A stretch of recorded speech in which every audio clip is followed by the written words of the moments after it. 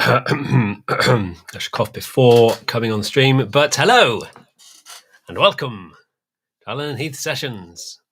Hope you are all well. Thank you for joining us today. It's my last stream of the year, so I'm quite sad. There's actually I think only one more next week, which is going to be Jack talking about Avantis and D-Live.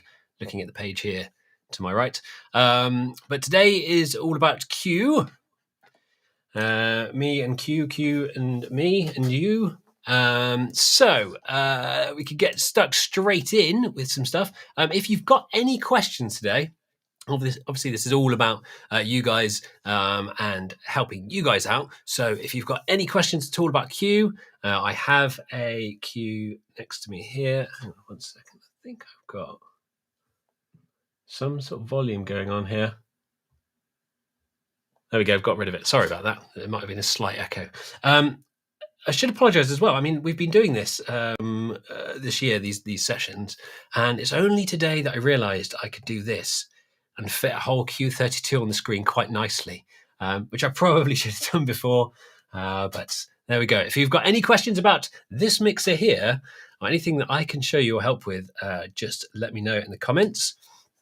Good morning, David in Los Angeles. Hello. Hopefully it's well, I'm going to say hopefully. It probably is quite temperate there, quite nice. It's blooming freezing here. So if I do sniffle or cough, it's just because it's freezing cold and damp and lovely in Cornwall.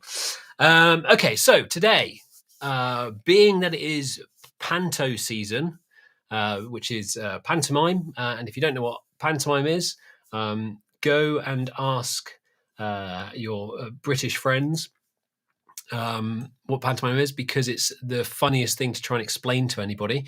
But it's theatre. It's basically what it is. So Mike's here as well. In Kent, it's freezing as well. Absolutely. So some of these people here in the chat, you can ask them to try and describe what panto is. But I thought, theatre. What can we do about theatre? And also, we have just released last week an update to A&H MIDI control. So we're up to 2.01. So I thought I'd quickly look at the part of that that's been updated, which is the CC translator part, because it's very useful for theatre. So firstly, you would need to download this. And this actually ties in with a question that's just come straight in from Jeremy there, saying, will my Q24 work directly with Pro Tools? I have it hooked up, DAW works, faders moving, but won't record. So presumably you've done this part, which is the MIDI side of things, Jeremy, and then perhaps not set up the audio side of things completely. So let's just take that question first before we get into this MIDI stuff. So I'll pop it up on the screen there. There we go. So yes is the answer to your question, Jeremy. It will work directly with Pro Tools. You just need to make sure that you have it selected as the audio device and make sure that it's all patched through correctly. You also need to make sure that you're running the correct sample rates, because I know that can cause issues where it might not start and stop. So make sure with the Q that you're running Pro Tools at 48K 24-bit. Well, 48K enough. Hook into the drivers that you can download, or if you're running on Mac, you don't need any drivers. You just need to select it as the interface. So works, faders moving, won't record. I can't think of anything else, but if you have any more details on that, Jeremy, I'll be happy to help. Okay, let's try. Oh, hang on a minute. Jury's sold the Q now on SQ. You weren't quick enough. SQ was last week. Good afternoon, but welcome and congratulations on your new SQ. And thanks for coming along again. That's quite exciting. 5 and 6. Wow. Andre's here as well. Good afternoon. Hello. Right. Where were we? What was I saying? Right. So CC translator. So what I've done is I've installed this on a Mac that's over here. So if you see me leaning over here, it's because it's slightly out of reach. In fact, I can share that screen so you can see what's going on. So I have installed. There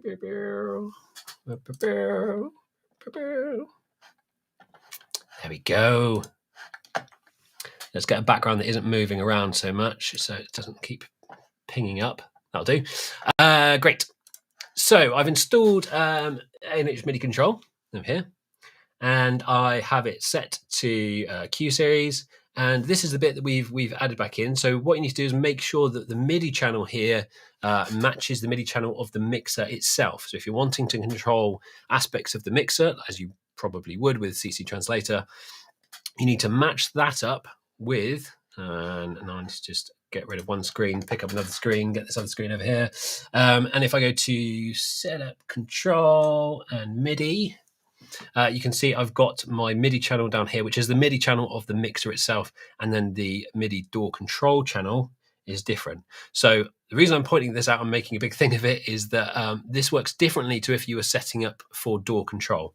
So if you're setting up for DAW control, let's switch screens.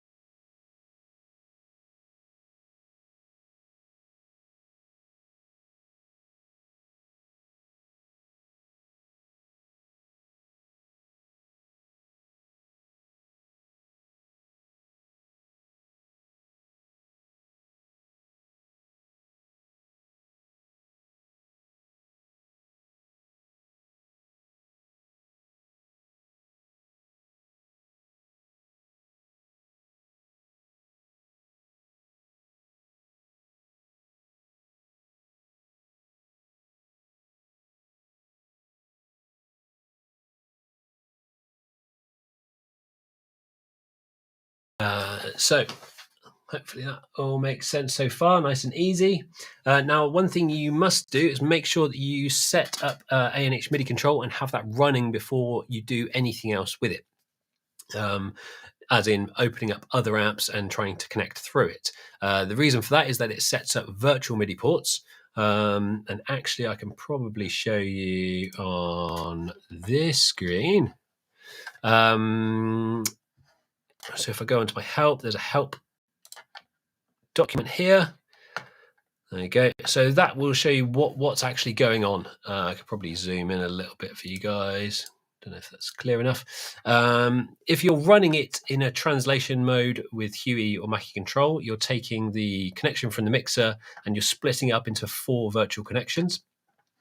If you're using MIDI through, it just goes straight through. So there's no change. You're just connecting to it. That's really useful for connecting up MIDI over the network, especially. So you can send messages directly through to the mixer or receive messages directly from the mixer. And if you're doing CC Translator, you're actually translating the messages kind of the other way. So you're taking CC messages and you're translating them to NRPN messages for the mixer. So that's what the CC Translator is doing. Have it all running. Use CC Translator. We're all good to go, hopefully. Now, the program I'm using over here today is QLab, which is very powerful, very popular, very common. You can do this with any program that can send messages, that can send MIDI messages. I think I've done some stuff in this in the past with Pocket MIDI, which is a great freely downloadable MIDI app. You can use MIDI aux, you can mess around with this and play around with it as you like. But QLab is often used in theatre to set up a load of sound effects, set up background stuff, scene changes, whatever. You can do all sorts with it: video, audio, MIDI. And today we're playing with MIDI. So first things first, we've just got a simple program change. So I'm sending out program change. If I go to my settings for that, I'm sending out program change, channel 1, program number 0. So 0 is 1, counting from 0 to 127. If I do program number 1, There we go. And if I now send that message, let's get this camera going and switch these around a little bit so you can see what's going on. All right, so I've just stored in some scenes. They're not really scenes that are doing anything. Bloop, bloop, bloop. And I can recall any of those. So I'm on 5 for now. Yes, please. Great. So you can see at the bottom of the screen there, current scene is scene 5, next to scene 5, because I've got no other scenes after it. If I send the program change, which you won't be able to see because it's tiny and in the bottom right there, unless I do something fancy. Can I do something fancy? Not really. Kind of. Okay, send message. Let's do that. Hopefully. There we go. So I clicked go and 1, I sent 1 and that became scene 2. If I change that, let's drag it into the screen so you can see it a little bit more. There we go. If I change that to 3, because I'm counting from 0, that should go to 4. Magic. So you see it doesn't change up here, but it is changing down here. And obviously if you've got loads and loads of scenes in there, you can jump around those scenes. You can reorder stuff. So you could have a load of program changes in there. And if you wanted to recall scene 5, then scene 20 on the desk, then scene 80, you can do that quite easily. If you do some, here's a basic fader change. So for this one, I kind of want to do that, I think. So what I'm sending now is a CC message, which is control number 1, and I'm sending control value 98, and I've actually got it fading over a duration of time. So let's see what that does. Oh, so that was 1. If I change the control number to 5, I can now send that. And if I jump back over to this screen, you can see that fade that's happening is down in the bottom right. So this is quite cool as well because it means you can fade lots of channels at the same time. So lots of faders at the same time. So if I select this fade 5 to 8, what I've done is I've done different curves on these 4, and that's faders 5 to 8. And if I hit go, switch screens for a second. I could do magical things like that, which is all kinds of fun. I'm sure you'll agree. Let's see who else is here in the chat quickly, because I'm waffling on about MIDI and getting carried away, which is something that I do quite a lot, and just get. I lock myself in a room for hours on end sometimes, just playing with MIDI and having fun. It's very sad, I know. So we have got a question here from Lixo. SPO master export my wife for that. Sounds like, ooh, interesting. Okay, let's see if we can answer this one. That's interesting. Oh, I think I know why. I think I switched myself off and we lost sound. I'm very sorry. Okay, so this question from Lixo. When I'm recording Cubase DAW, I put my higher SPL before distortion to create my master. But when I export my WAV file, I find the SPL listening in hi-fi gear on my audio car, it sounds low. So when you're recording on the Q and you're recording to USB-B or you're recording straight to Q drive, you include all of the headroom that's available within the mixer. So there's 18 dB of headroom above where your metering is hitting 0. So if you're recording, for example, your main left-right output and the meters are going up to 0, you've actually got a minus 18 dB FS level, which is dB full scale, which is kind of a digital level. So you can... The ways to kind of get around that, if you like, is to increase the gain on the output. So you can stick a compressor on your output. So let's just do that quickly. So I'll select my left, right, go to processing, and I can go to my comp. So on my output here, I have got a gain, a makeup gain. So I can eat into that 18 dB, and you can see I can use up the entirety of it if I like. The reason the headroom is there, I should point out, is because if you peak a digital recording or you clip a digital recording, it sounds horrendous. It's not like, oh, that lovely, warm, analog, saturated, distorted sound. It's like So you definitely don't want that. So when you're recording and you're multi-tracking, you want to have that headroom there just in case someone hits a snare too loud, plays guitar too loud, shouts too loud, whatever. But understandably, if you want to then just take the recording straight off the mixer and play them back in a car stereo or hi-fi, you might want to eat into that headroom. So yeah, you can use the gain like that. Another thing you might want to do alongside that to help prevent the digital distortion is have a high ratio on the output. You can go up to inf. Have the threshold probably a bit higher than that actually, and then you can drive into it. Yeah, so you can drive into the output and hopefully avoid clipping. But that's the reason for it. I'm very sorry about the lost sound. Just reading through, lots of people are like, where have you gone? Bill from Mount Rainier is here. Hello. Oh, okay. Yeah, no. So Raynor definitely wins, which is Norway is minus 6 degrees C, which is 21.2 Fahrenheit. Thanks for sharing in both Celsius and Fahrenheit. So William's saying, so those fades are continuously variable. Yes, absolutely. So that's the kind of beauty of this setup, is because we're controlling stuff from CC messages, we can do what we like with them. You can put all kinds of different fades in there. In fact, if I share my screen again, and I go back to one of those fade settings. So let's pick that first one that I did, which was, I think I did it on 5, but I could do it on, let's go on 9. So 9 would be 8 because I'm counting from 0. I can put in all kinds of weird curves in here. And then when I send a message, let's get the correct camera again. And let's see what this does, hopefully. Oh, it's gone up. Oh, it's gone down. Oh, it's gone up again. Yeah, so you can do all kinds of stuff like that. And you can automate multiple faders at the same time, as I showed. You could automate all of the faders at once if you like.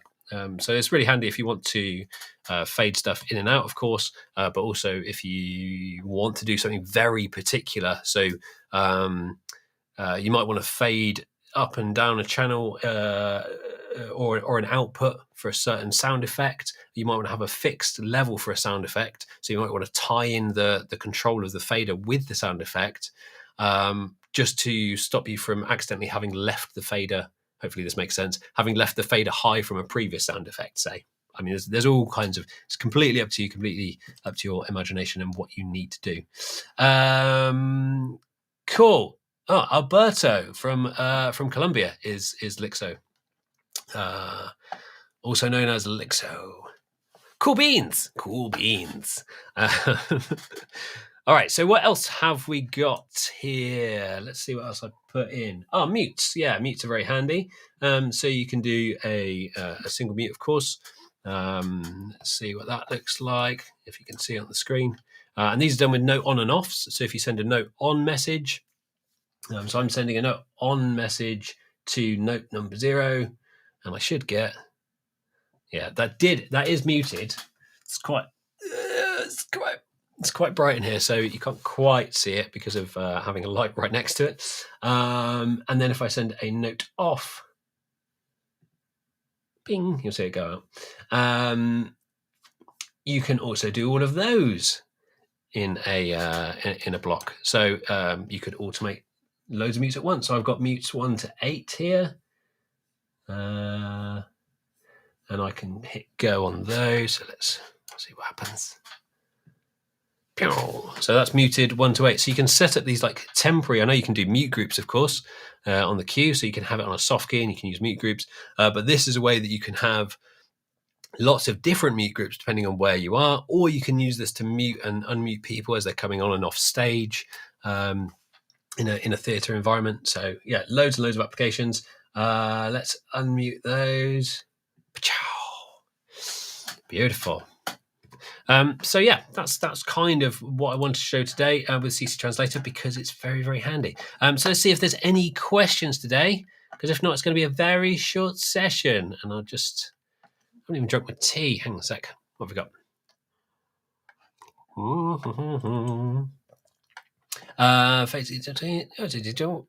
Cool beans. Hello, sir. Hello, motivational talk. Okay, so well, there's no questions, so I'll go and have a kind of wintry season, and all the Christmas and New Year, I suppose. So last chance for any questions. Last call for any questions at all. I'll try and think if there's anything else I wanted to cover with this. The only other thing I'd say with this is if you are going to start playing with MIDI, the best thing to do is get some sort of MIDI monitor. There's a program called MIDI Monitor, which is very useful, and it just means that you can start looking at what the MIDI messages are that are being sent. So I've got it open here in the background. I can see what's being sent where, and I can see messages coming back in as well. So if I start doing something here, so let's say I've got CC Translator MIDI through. So that's a different port. These are the 3 different ports that come up that are made by CC Translator. One of them controls input channels, one of them controls output channels, and the other one is a MIDI through. So if I get rid of monitoring all of these ones, let's do that for now. Let's not spy on destinations. Okay, so I'm pretty much I'm just listening to the CC Translator MIDI through, and if I move some faders around, you'll see all kinds of NRPM messages popping up, which you can view as they are here, or if I can remember how to do it, it's in view, somewhere up here, and then preferences, and I want to see color format in hexadecimal numbers, data format hexadecimal number, note format hexadecimal number, and the reason for this, is that right? I'll do. From CC Translator control, yeah. So the reason for that is that those then match everything that I've got on the other very important thing that I didn't mention, which is the Q-MIDI protocol. So this is available on our website as well. Let's jump down here. So you'll see as these start coming up, these are noted in hexadecimal. So these will match what you're seeing, and you can kind of A/B and decide that you are sending to the right thing. You are trying to control the right channel. It's not working for some other reason, because sometimes take a bit of playing with. That's why I lock myself in a room for hours. Let's see if there's any of those final questions. Android update. Oh, hi Keith, the Android update. So I think Raoul's referring to an Android update that we're looking at for QU, which is to do with new security features, where the unit finder is not working correctly, so it's not able to go out and discover the mixer, so you can't do the automatic connection. But what you can do is on the console itself, if I go in here and go to setup and go to utility, I can find the IP address of the mixer, and then on the app, all I need to do is click on other in the connection screen, type in that IP address, and I'll be able to connect manually, and then there's no issue. So it's just to do with the unit finder. But yes, that update is in test at the moment and should be out soon. This is and yes, it does affect the QU app. Yes. Would you notice how I sample rate of SQ over Q in a live band situation? That is a very, very deep question. The reason it's so deep is because it depends on so many things. Of course, it depends on your speakers. If you didn't have any speakers, there'd be no difference between either of them. Of course, on no outputs. So you kind of see my point. I'm being stupid, but you then also have the room acoustics. You have the source material and stuff like that. What you will notice a difference in is the because you can of course use an AR2412 with both a Q and an SQ. So you'd have the same preamps, you'd have the same conversion, you'd have the same outputs, but it will sound different still. And that's because the processing in the SQ is all happening at 96K. So there's differences with how it's being processed, how it's being summed. Like the accumulator bus is 96 bits, so you've got huge amounts of headroom on SQ. But yeah, it really depends on what you're doing. Yes, technically SQ is better, but does that mean that Q is no good? Not at all. Q's great, and I very often take out my Q pack actually. So yeah, difficult question to answer. It's not just down to sample rate. So you'll notice I'd say yes, you'd notice a difference, but it's not only down to sample rate. That's just an easy way to mention the difference between them. Okay, my favorite question. William says, my favorite question: how do you send inputs to outputs discreetly? Can you demonstrate? So, do you want, William, to send one input to one output? Is that what we're trying to do, or is it something else? I misunderstood. And because there's a delay here before you get back, I'm just going to sip my tea. You just have to wait and watch me sip my tea.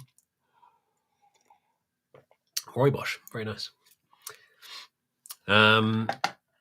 Nope. Okay, well, I can show you how to do some assigns because that'll be great with this. Here we go. With this view. So let's get rid of these for a second. So if I want to get input 9 and only input 9, actually, I'm going to pick an input that's closer to me. If I want to get input channel 16 and to mix output 2 and only to mix output 2 and only channel 9 going to mix output 2, the easiest way to do it is to select mix 2. Hold the assign key, press the master, which unassigns all of them, all of the input channels. So you see, as I press the master, then they all switched off. Holding the assign key will then show the assignments on the cell keys. So I've unassigned all of them. I'm still holding the assign key, and I can assign 16. So now only 16 is assigned to mix 2, and then I just turn up the fader, and that's it, done. Of course, I can do pre and post fade as well in a similar method with the pre-fade key. So at the moment, they're all pre-fade. So I'm just sending input 16 to mix 2 at 0 dB. So William has answered here, like one input to output 1 to, one input to output 1, 2 to output 2, and so on. There you go, cool, brilliant. Magic. So yes, you can assign all these. You can also do this in the routing screen if you want to do a bit more. I think that's the quickest way, doing it with the cell keys. But from the routing screen, I can do all on and all off here. So I've got the mix selected down here, and then I've selected the master channel, and then I've gone to the routing screen, and I can do all on. Yes, please, all on. And now if I go back here and hold that assign key again, you'll see that they're all back on again. And if I do it on the screen, there you go, they're all off. I'm still holding the assign key, stretched out across a Q32. There you go, so all on, all off, or you can do it with the master key. And then if I wanted to have like, I don't know, well, 9, that was my original choice. So 9 and 16, I just hold the assign, do 9, 16, turn up 9. There you go. So now 9 and 16 are going to mix 2 and only 9 and 16. Cool. Hopefully that helps, William. And obviously you can do that with all the different outputs. You can make them all pre and post. You can do all kinds of magical things. Okay. Oh, there's one more. One more question here before I leave for the last time in 2022. So my question is normal because I came to learn something. I'm very fresh. I want to ask how to patch the bass and which channel should be used for bass and monitors. Okay, so you could use bass. Oh, hang on a minute. Bass output or input?